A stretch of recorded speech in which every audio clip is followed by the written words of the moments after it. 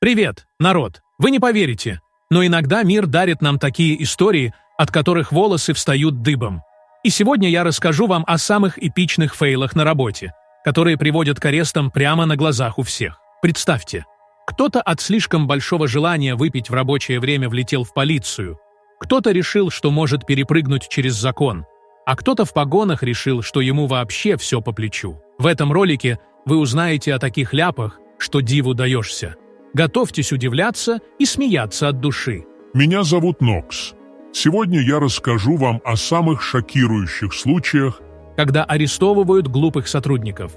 Налейте чаю, возьмите парочку панкейков и приятного просмотра. Сотрудницу торговой сети поймали на хищении денег. В одном из магазинов сети «Пятерочка» в Москве произошла крупная кража. Администратор Валентина, работавшая в компании с 2018 года, воспользовалась служебным положением и присвоила почти $19 тысяч. Путь Валентины от кассира до администратора магазина в Новопеределкине был непростым, но, наконец, она заняла руководящую должность. Зная все тонкости работы торговой сети, женщина решилась на преступление. Она провела фиктивную инкассацию и вынесла $4000. Однако ее план оказался не таким надежным, как она думала. Когда руководство заметило пропажу денег, Валентину быстро вычислили. С сентября по ноябрь она успела украсть из кассы огромную сумму – $18 773. Чем дело закончилось, неизвестно. Однако вряд ли женщина избежала тюремного срока.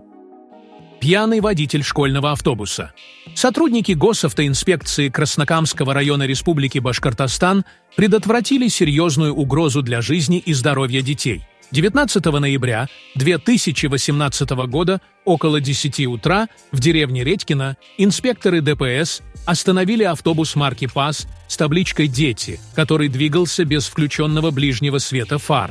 Во время проверки документов у водителя были замечены признаки алкогольного опьянения. После проведения медицинского освидетельствования подозрения подтвердились. Алкотестер зафиксировал содержание алкоголя в выдыхаемом воздухе в 2 раза выше допустимой отметки. В результате 59-летнего водителя, имевшего 40-летний стаж вождения, из которых 10 лет он управлял школьными автобусами, незамедлительно отстранили от управления транспортом и составили протокол об административном правонарушении. На момент происшествия в автобусе находилось 20 учащихся 5-7 классов школы деревни Новая Бура, которые направлялись на баскетбольные соревнования в районный центр – село Никола-Березовка. Благодаря оперативному вмешательству сотрудников ГИБДД дети были безопасно доставлены до места назначения на другом автобусе.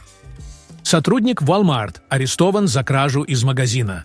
В начале декабря 2024 года сотрудницу супермаркета Walmart в городе Мобайл, штат Алабама, США, уволили и арестовали после предполагаемой кражи денежных средств из магазина. 6 декабря, около половины 5 вечера, в полицию округа Марин из магазина Walmart на улице Рэндлайн Роуд поступил сигнал о краже имущества. Прибывшие на место происшествия офицеры установили, что женщина, впоследствии идентифицированная как 20-летняя Тамайя Райли Кинг из города Сэмис, была уволена руководством магазина за хищение наличных денег. Райли Кинг была задержана и обвинена в краже имущества 3-й степени, что квалифицируется как преступление класса D. Увольнение чиновника после скандала в клубе. Один из специалистов администрации города Южно-Сахалинска лишился должности после того, как попал в неприятную ситуацию, ставшую достоянием общественности. Мужчина устроил скандал на крыльце ночного клуба, находясь в нетрезвом состоянии. Когда охрана попросила его уйти, он начал использовать ненормативную лексику и угрожать своим служебным положением. На записи видео инцидента мужчина показывает охранникам служебное удостоверение и заявляет: «Я работаю в администрации города Южно-Сахалинска. Возможно, у вас будут проблемы, связанные с жильем, и вы обратитесь ко мне. Отнеситесь ко мне хорошо, и я отвечу взаимностью. Но если вы меня попросите уйти, я тоже могу поступить так же». Несмотря на предупреждение, мужчина продолжал вести себя агрессивно, настаивая на том, чтобы ему позволили остаться. Он угрожал тем, кто попытается обратиться к нему за помощью, обещая пройти по 10-му кругу. В итоге Угрозы перешли в нецензурные выражения в адрес персонала клуба, пытавшегося утихомирить разбушевавшегося посетителя. В городской администрации подтвердили, что инцидент действительно произошел с участием сотрудника МКУ, Управления жилищной политики. Руководство учреждения пригласило нарушителя на разговор, где признали его поведение порочащим репутацию администрации Южно-Сахалинска и несоответствующим статусу муниципального служащего. Сотрудник признал свою вину и подал заявление об уходе по собственному желанию, которое немедленно приняли. Представители мэрии подчеркнули, что позиция останется неизменной. Подобное поведение недопустимо для любого сотрудника, вне зависимости от времени суток. Инцидент с дирижером на стадионе. 14 сентября 2023 года в США произошло столкновение между полицией и руководителем школьного оркестра из Алабамы Джонни Мимсом. После завершения футбольного матча полиция обратилась к оркестрам с просьбой прекратить игру, чтобы зрители могли спокойно покинуть стадион. Мимс и его оркестр в этот момент играли заключительный номер.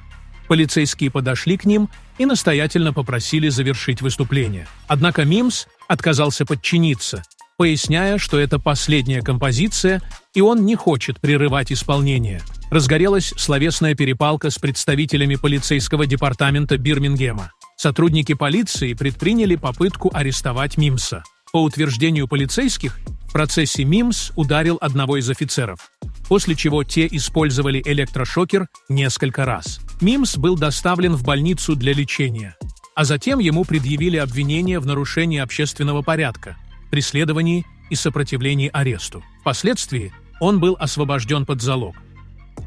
Директор магазина попался на хищение денег из кассы. Директора магазина одежды в Севастополе, Республика Крым, задержали по подозрению в хищении $450 из кассы. Женщина долгое время занимала пост директора магазина, благодаря чему она имела полный доступ к кассовым средствам и финансовым документам предприятия. Однажды она решила воспользоваться своим положением и разработала план хищения денег. Женщина начала оформлять фиктивные возвраты товаров, присваивая себе средства, которые якобы должны были возвращаться клиентам. Эта схема успешно действовала с января по март 2023 года. Однако однажды в магазин пришел настоящий покупатель с целью возврата товара. Продавцы были удивлены, обнаружив, что данный товар уже числится как возвращенный. В ходе расследования выяснилось, что директор магазина использовала поддельные документы для осуществления хищений. Следственный отдел ОМВД России по Ленинскому району возбудил уголовное дело по факту совершения преступления, предусмотренного частью 3 статьи 160 Уголовного кодекса Российской Федерации «Присвоение или растрата», совершенные лицом с использованием своего служебного положения. За данное деяние предусмотрено наказание в виде лишения свободы сроком до 6 лет. Сотрудница Coca-Cola получила срок за шпионаж и кражу. Бывшая сотрудница компании Coca-Cola Джоя Вильямс была приговорена окружным судом Атланты, штат Джорджия, США, к 8 годам тюремного заключения. Вильямс, 42 лет, была признана виновной в организации заговора с целью похищения и последующей продажи конфиденциальных документов, связанных с разработкой нового продукта компании. Максимальный срок наказания, которому могла подвергнуться Вильямс, составлял 10 лет. Присяжные вынесли вердикт о ее виновности 2 февраля 2007 года. В 2006 году Вильямс вместе с 2 сообщниками похитила и попыталась продать конкурентам секретные документы и образцы нового продукта Coca-Cola. В ходе судебного разбирательства Вильямс призналась, что выносила из офиса документы и образец продукта, который компания готовилась вывести на рынок. Ее сообщники Ибрагим Димсон и Эдмунд Духани были признаны виновными на предыдущих судебных заседаниях по данному делу. В мае 2006 года Ибрагим Димсон, которого Духани привлек в качестве сообщника, направил письмо в компанию Pepsi, подписавшись именем Дирк, сотрудника Coca-Cola, имеющего доступ к секретной информации компании, и предложил им сделку. Агент ФБР, работающий под прикрытием, передал Димсону $30 тысяч в качестве аванса за рецепт нового напитка Coca-Cola. В конце июня агент сообщил Димсону, что Pepsi готова купить предложенные материалы, и они согласовали цену сделки в размере $1,5 миллиона. 5 июля 2006 года агенты ФБР арестовали подозреваемых. Воспитательница детского сада, террористка. Работница детского сада, участвовавшая в беспорядках и нападениях на расовой почве, расплакалась в суде, оправдываясь тем, что ее действия были вызваны адреналином. Элли Кларк, 21 года, примкнула к разгневанной толпе, которая вторглась в Саутпорт, Мерсисайд, Великобритания, после того, как в городе были убиты 3 молодых девушки. Во время нападения воспитательница детского сада выкрикивала оскорбления, крича: «Если бы твою грёбаную дочь зарезал грёбаный пикник». 30 июля 2024 года во время беспорядков она также агрессивно толкнула полицейского, в результате чего 50 полицейских получили травмы. Кларк грозит тюремное заключение после признания вины в нарушении общественного порядка с применением насилия, преследовании на расовой почве и нападении на сотрудника экстренных служб. Девушка плакала в магистратском суде Ливерпуля, пытаясь объяснить свое поведение адреналином. Она заявила: «Я услышала о поножовщине в Саутпорте и была очень расстроена, особенно потому, что я работаю в детском саду. Адреналин взял надо мной верх, и я выругалась так, что мне стыдно».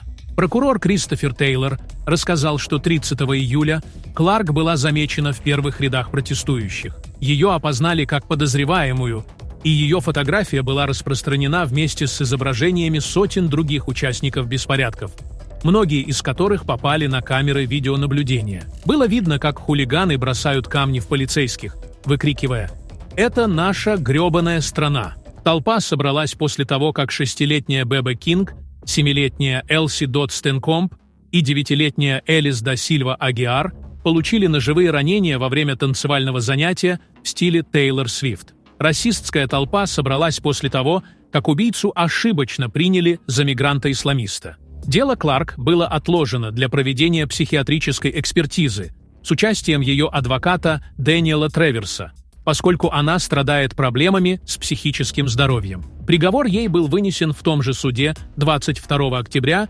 2024 года. Полицейский вместо курьера службы доставки. Жители Сент-Чарльза, штат Иллинойс, США, оказались в неожиданной ситуации, когда заказанную ими еду через платформу DoorDash привез полицейский. Сначала клиенты решили, что с водителем случилась беда, возможно, ДТП, но оказалось, что сотрудник службы доставки был арестован представителем правопорядка. Однако полицейский решил не оставлять заказчиков голодными и взялся доставить заказ самостоятельно. Причины ареста водителя остались неизвестны, но довольные клиенты не придавали этому большого значения. Случай с сотрудником автосалона. Осенью 2018 года сотрудник одного из автосалонов взял крупную сумму денег у своего знакомого для покупки машины, после чего скрылся. Эти двое мужчин ранее встретились на курсах повышения квалификации. 35-летний житель Воронежа пообещал 29-летнему курянину значительную скидку на автомобиль. Последний передал ему около $7 000. Сразу после получения средств продавец уволился со своей работы и прекратил всякое общение. Спустя несколько дней обманутый мужчина подал заявление в правоохранительные органы. Вскоре воронежца арестовали. Выяснилось, что полученные деньги он использовал для погашения своих долгов и личных нужд. По информации пресс-службы ГУ МВД по Воронежской области, против бывшего работника автосалона было возбуждено уголовное дело по обвинению в мошенничестве. Ему грозил тюремный срок до 6 лет. Если приговор был именно таким, то в 2024 году мошенник уже должен был выйти из тюрьмы. разногласия между курьером и клиентом. Недавно в сети появилось вирусное видео, вызвавшее волну обсуждений среди интернет-пользователей. На кадрах запечатлен конфликт между курьером службы доставки DoorDash Кори и его клиенткой Лейси Персифул. Инцидент произошел из-за размера оставленных чаевых. Всего $5 за заказ стоимостью $20. После публикации видео в социальных сетях ситуация получила широкий резонанс. Пользователи активно обсуждали поведение обоих участников конфликта. Многие осудили Кори за проявленную грубость и отсутствие благодарности к клиенту. Однако некоторые поддержали Лейси, полагая, что сумма чаевых была вполне адекватной. Не остались в стороне и представители компании DoorDash. Официальный представитель отметил, что вежливое обращение с клиентами является обязательным условием работы на платформе, тогда как оскорбления категорически неприемлемы. Компания также подчеркнула свою приверженность обеспечению безопасности и комфорта для всех сторон процесса доставки. Стоит отметить, что подобные случаи стали довольно частыми в последнее время. Все больше людей жалуются на настойчивые просьбы о дополнительных чаевых со стороны водителей. Это ставит под сомнение уровень сервиса и удовлетворенности клиентов платформами доставки. DoorDash – это одна из ведущих американских платформ для доставки еды, которая соединяет клиентов с ресторанами и водителями-курьерами. Однако стоит учитывать, что водители DoorDash являются независимыми подрядчиками, а не сотрудниками компании. Это накладывает определенные ограничения на их права и обязанности, что иногда приводит к недопониманиям и конфликтам с клиентами. Таким образом, инцидент с Кори и Лейси стал ярким примером того, насколько важно соблюдать правила общения и уважения в рамках подобных сервисов. Все эти случаи говорят о том, что глупые поступки, даже если казалось, что все продумано, могут привести к самым серьезным последствиям. Советую вам никогда не брать пример с таких людей, если вы дорожите своей свободой. А теперь, друзья, я хочу вам сделать очень интересное предложение. У вас есть уникальная возможность стать частью нашей команды. Если вы владеете навыками видеомонтажа, можете озвучивать ролики на русском, английском и других языках, или же пишите интересные сценарии. Мы будем рады с вами поработать. Пишите в нашего телеграм-бота. Ссылка в описании. А на сегодня это все. Благодарю за просмотр.